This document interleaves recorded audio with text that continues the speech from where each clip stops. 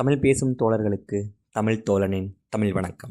காண்பது எழுத்துச்சித்தர் பாலகுமாரன் எழுதிய உடையார் பகுதி 1 அத்தியாயம் 13. மாமன்னர் ராஜராஜர் குதிரையில் இருந்து கீழே இறங்கி பேசிக் கொண்டிருந்த பஞ்சவன் மாதேவியை அந்த இருட்டிலும் அடையாளம் கண்டு குட்டி என்று செல்லமாக விழித்தார்.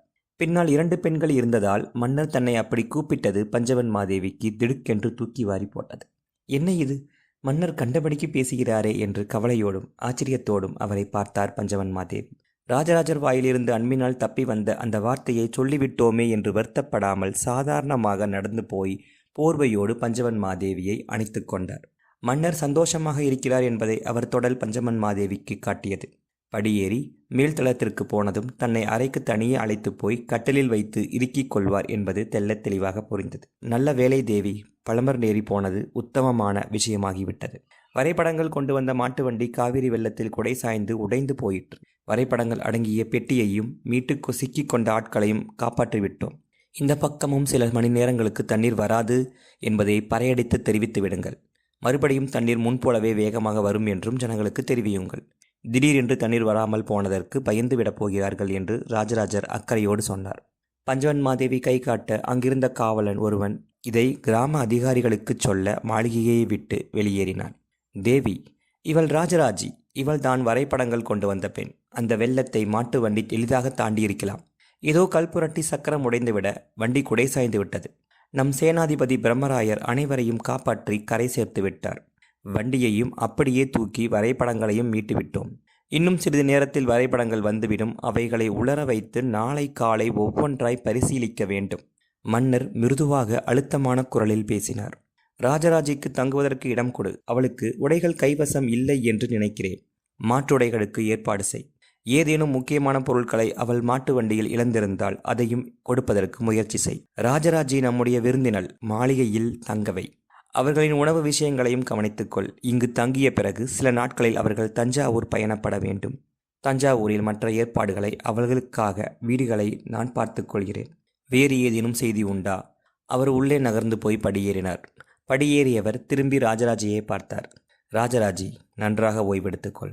நாளை முழுவதும் கூட நீ என்னை சந்திக்க வேண்டிய அவசியமில்லை. நாளை மறுநாள் நீயும் உன் குழுவினரும் நேரடியாக சந்திக்கலாம். அப்பொழுது நிறைய பேசுவோம். போய் ஓய்வெடுத்துக்கொள் ராஜராஜி. கூர்மையான பார்வையுடன் இதமான பேச்சுடன் புன்னகையுடன் அரசர் சொல்ல அவர் காலில் விழுந்து பணிந்து ராஜராஜி பின்னடைந்தாள். தேவி, எனக்கு அலுப்பாக இருக்கிறது. நான் போய் படுத்துக்கொள்கிறேன். உலக மகாதேவியிடம் இருந்து ஏதேனும் செய்தி வந்ததா? எதுவுமில்லை அரசே. நாளை காலை வரும் என்று எதிர்பார்க்கிறேன். நான் இன்னும் சிறிது நேரத்தில் உங்கள் அறைக்கு வருகிறேன். அவசியமில்லை தேவி. படுத்தவுடன் நான் தூங்கிவிடப் போகிறேன். நாளை காலையில் எனக்கு வேலைகள் அதிகம் இருக்கின்றன. இல்லை, இப்போதே வந்துவிட்டு. பஞ்சவன் மாதேவி படியேற அரசர் திரும்பி அவரை தடுத்து நிறுத்தினார். ராஜராஜியை கவனித்து விட்டு வா. அவள் மட்டுமல்ல, அவளோடு 16-17 பெண்கள் வந்திருக்கிறார்கள். 3 ஆண்கள் வந்திருக்கிறார்கள். அவர்கள் அனைவரையும் தஞ்சை வரை சௌகரியமாக அனுப்பி வைப்பது நமது பொறுப்பு. வழியிலேயே 2-3 சிரமங்களை அனுபவித்து விட்டார்கள். அதற்கு நாமே காரணம். எனவே ராஜராஜி முக்கியம். என்னை பிறகு கவனித்துக் கொள்ளலாம். அவளை தடுத்து விட்டு படியேறி திரும்பி மறைந்து போனார். பஞ்சவன் மாதேவி ராஜராஜியை பார்த்து மெல்ல புன்னகை செய்தார். என்ன ராஜி, எப்படி இருக்கிறாய்? வீட்டில் அனைவரும் நலமா? தாயார் எப்படி இருக்கிறார்? காஞ்சிபுரம் ஏரி நிரம்பி இருக்கிறதா? உளவு படைகள் செம்மையாய் நடக்கிறதா? கோவில் பராமரிப்புகளை கவனமாக பார்க்கிறார்களா? நீ எந்த கோவிலை கண்காணிக்கிறாய்? ஏகம்பரேஸ்வரர் அல்லவா?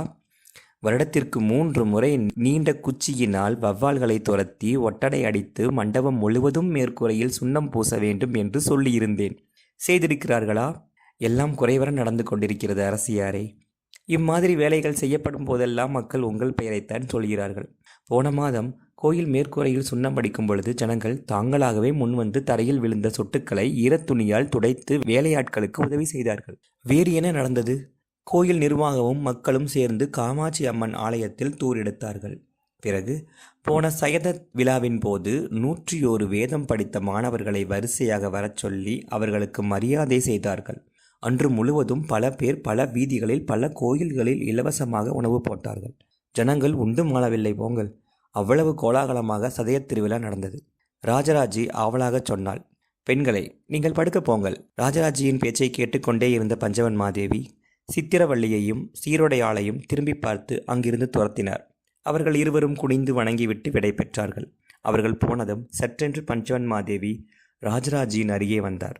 ஏதேனும் முக்கிய செய்தி உண்டா ராஜி என்று உற்று பார்த்து கேட்டார். மிக முக்கியமான செய்தி உண்டு அரசியாரே. நாம் மிக கவனமாக பேச வேண்டும். வா, மாளிகையை விட்டு வெளியேறிவிடலாம். மாளிகைக்குள் யாரேனும் ஒட்டு கேட்கக்கூடும் என்ற எண்ணத்தோடு மாளிகையை விட்டு தலையில் துணியை போர்த்தியபடி பஞ்சவன்மாதேவி ராஜராஜியோடு தோட்டத்து பக்கம் நகர்ந்தார். பெரிய மல்லிகை பந்தலுக்கு கீழே உள்ள மேடையில் அமர்ந்து கொண்டார். அருகே தரையில் அமரப்போன ராஜராஜியை தடுத்து அவளையும் மேடையில் அமரச் சொன்னார். என்ன, விரைவாகச் சொல், பஞ்சவன்மாதேவி கேட்டார். மல்லிகை பந்தலின் மறுபக்கம் மெல்ல ஊர்ந்து போய் குமுதினியின் கணவனான ஆதிகேசவர் குத்திட்டு அமர்ந்து கொண்டார். காதுகளை பெண்கள் இருந்த பக்கம் திருப்பிக் கொண்டார். ராஜராஜை மூச்சு விடுகிற சத்தம் கூட அவருக்கு தெளிவாக கேட்டது. சேர தேசத்திற்கும் பாண்டிய தேசத்திற்கும் நடுவே உள்ள ஒரு காட்டில் மன்னர் ராஜராஜருக்கு எதிராக அபிசார ஹோமம் செய்யப்படுகிறது. மிக உக்கிரமான தெய்வங்கள் பைசாசங்கள் அங்கு கிளறிவிடப்பட்டு அவை தஞ்சை நோக்கி அனுப்பப்படுகின்றன. கடந்த 5 மாதங்கள் நாள் தவறாது செய்யப்பட்டு வந்த இந்த ஹோமம் இன்னும் 1 மாதத்தில் முடிவுக்கு வர இருக்கிறது. அந்த ஹோமம் அல்லது யாகம் முழுமை பெற்றுவிட்டால் ராஜராஜருடைய உடல்நலம் சீர்கெடக்கூடும். அவர் எடுத்த பணியெல்லாம் தடுமாறக்கூடும் என்று சொல்கிறார்கள். இந்த தகவல் பாண்டிய தேசத்திலிருந்து ஒற்றர்கள் மூலமாக ராஜேந்திரருக்கு வந்தது. இதற்கு என்ன செய்வது என்று ராஜேந்திரருக்கு தெரியவில்லை. ஆனால் எங்கு நடக்கிறது என்று கண்காணிக்க ஆட்களை அனுப்பியிருக்கிறார். வியாபாரிகள் போல் வேடமிட்டு 15 பேர்கள் பிரிந்து அந்த எல்லையை நோக்கி போயிருக்கிறார்கள். இந்த விஷயத்தை உங்களிடம் சொல்லி உங்கள் மூலம் கருவூர் தேவருக்கு சொல்ல வேண்டும் என்று ராஜேந்திரர் பிரியப்படுகிறார். இந்த விஷயத்தை ராஜராஜருக்கு தெரிவிக்க வேண்டாம் என்றும் முக்கியமாய் மும்முடிச்சோழ பிரம்மராயருக்கு நிச்சயம் தெரிவிக்க வேண்டாம் என்றும் சொல்லியிருக்கிறார். அதற்கு ஏதேனும் காரணம் சொன்னாரா?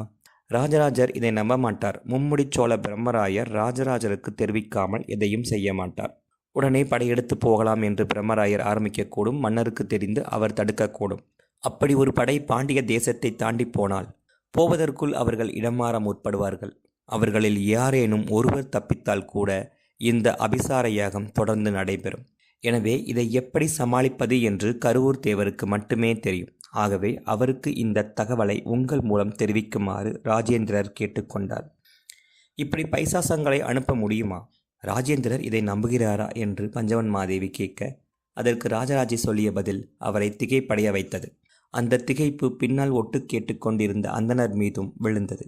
அந்தனர் குத்துக்கால் நழுவி தரையில் உட்கார்ந்தார். அந்த சப்தம் ராஜராஜிக்கு தெளிவாக கேட்டது. நன்றி.